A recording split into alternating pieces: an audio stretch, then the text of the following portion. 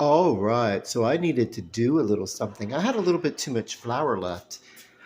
So what I did was I took a little bit of quick yeast, put it into the flour uh, with about, and I measured equal portion.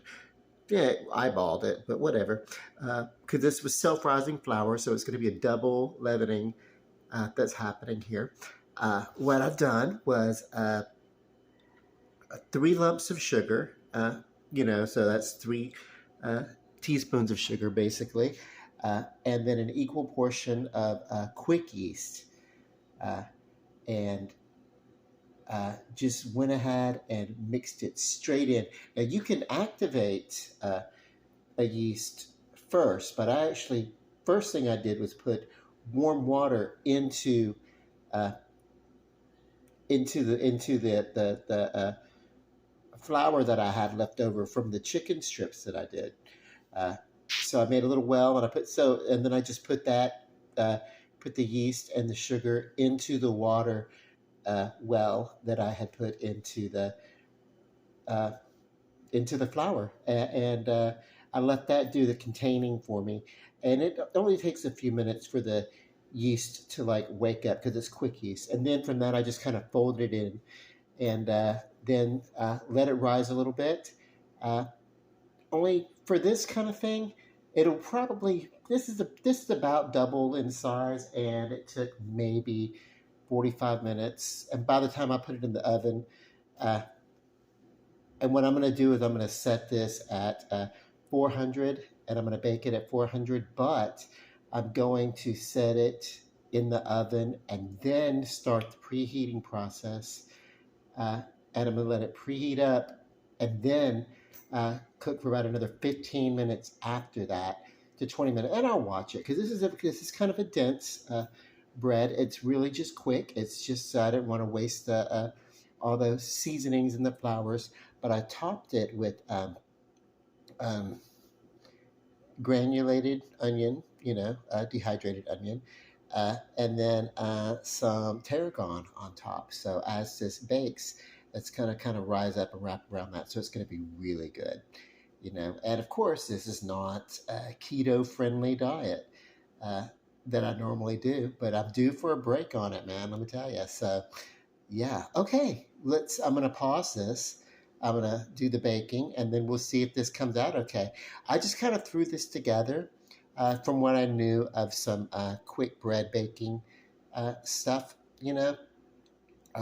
Obviously, this is not something that you would want to do if you were doing completely from scratch. If you were using, uh,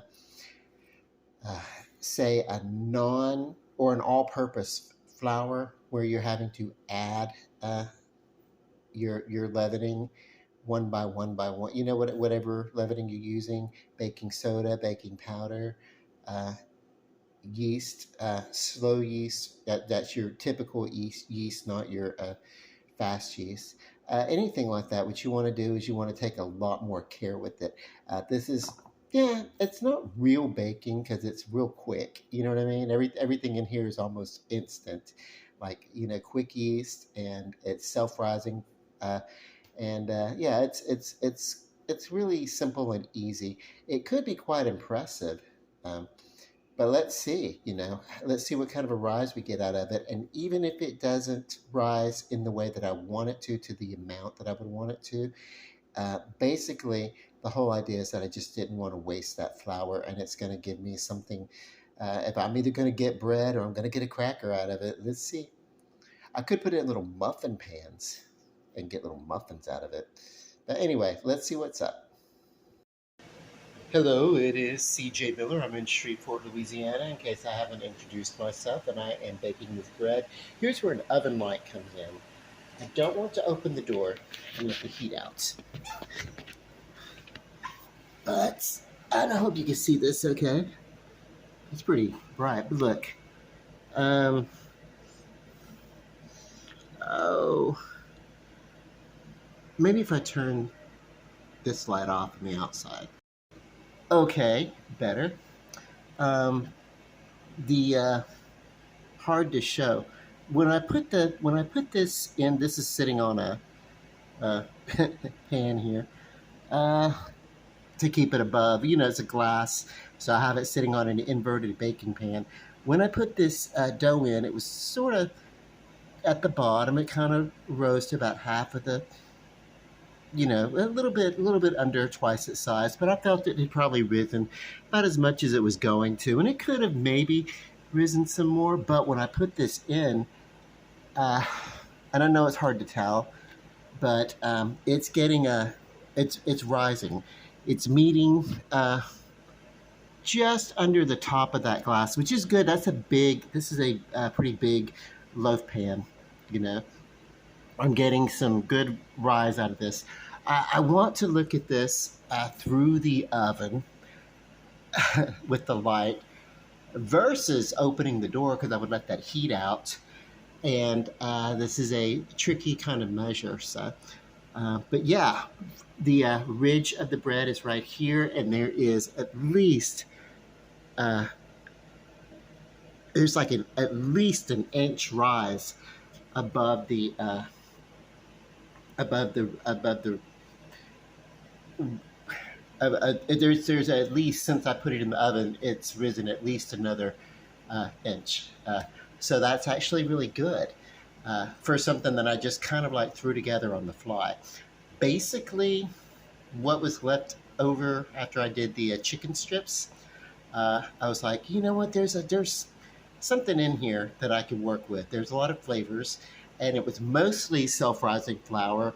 I threw in equal portions of uh, white sugar and quick yeast into a little well of warm water that I had put into the into the dough, and I just kind of eyeballed it, but it was about 3 tablespoons each.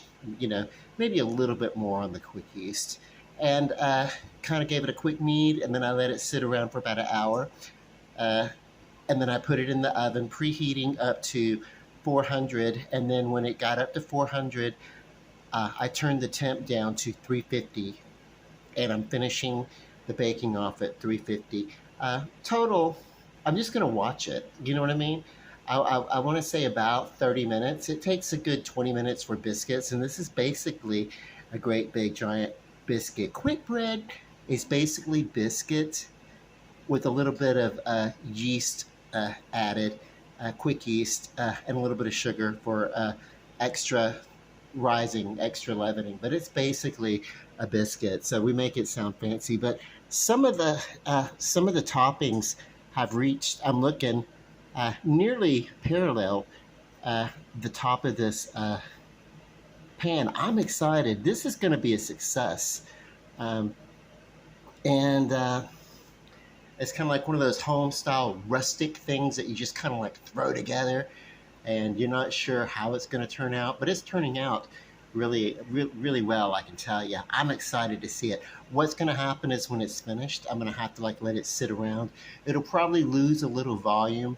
That happens when you let bread or cakes sit. They lose a little bit of the volume, uh, but uh, they become, you know, without this leavening. If I did this and I didn't get this rise, then I would know, hey, basically, I'm just eating a stone that's made out of flour. That's all I'm going to be able to do. But because I'm seeing some rising, I know that there's actually going to be a softer texture and that it's going to be palatable. The flavors are already outstanding. I've already, I sampled the flour when it was raw. I do that as I'm cooking. I take like a little pinch of flour to see how what's needed and what's not, adjusting my mind to understanding what's going to happen to the chemistry of the flour when it cooks. And I did that for the chicken.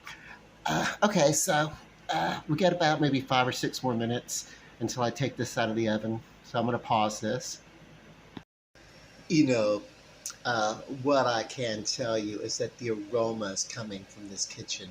The tarragon, the oregano, the basil, uh, just everything that's coming out of this oven right now is wonderful.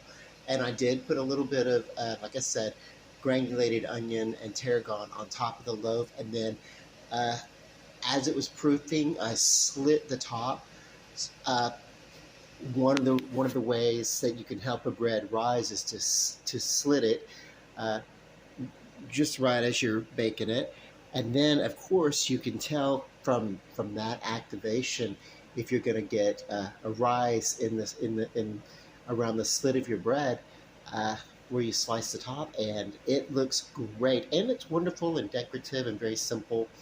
uh, it's kind of the Mrs. Baird's treatment, where she splits the top. Okay, so what you want to do is you want to avoid too many heavy oils or anything right now as this is baking. You don't want to butter the top or anything like that. You want to wait until this bread is done. I've got about 5 minutes uh, of baking left, and then I'm going to do the test, and that's where you take a toothpick and you insert it into your bread. And it's the same as you do a cake, any sort of bread baking. And if it comes out clean and clear, you know, then you're good. But if it comes out with batter on it, you maybe want to let it go for a little bit. This is almost it's like I said, the texture of this a little different than a traditional bread uh, because it's very rustic. It's almost like what you would do like a crumble cake it's got some crumbles on the texture and stuff like that. But I think uh, all in all, that's just going to add to what we got going on here, you know.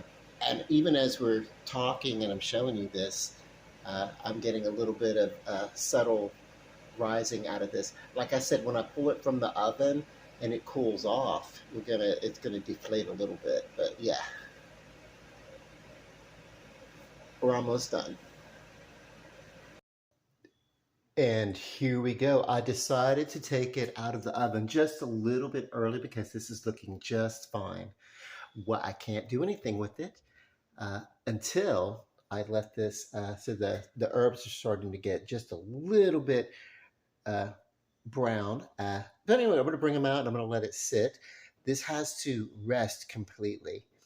I'm seeing some fault lines, some cracks. I call those faults. And so basically, what has to happen here is I have to let this sit before I cut into it, or it may fall apart. I'm going to test it with a toothpick.